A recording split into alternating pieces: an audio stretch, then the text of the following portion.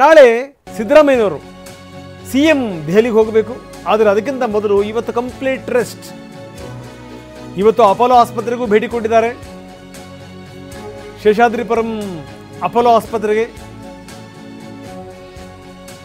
General checkup ಮಾಡಿಸ್ಕೊಂಡಿದ್ದಾರೆ. ನಾಳೆ ದೆಹಲಿಗೆ ಹೋಗೋದ್ರಿಂದ ಇವತ್ತು ಕಂಪ್ಲೀಟ್ ರೆಸ್ಟ್. CM DCM ಇಬ್ಬರೂ ಕೂಡ ನಾಳೆ ದೆಹಲಿನಲ್ಲಿರ್ತಾರೆ. ಈಗಾಗಲೇ DCM ದೆಹಲಿಗೆ ಹೋಗಿದ್ದಾರೆ.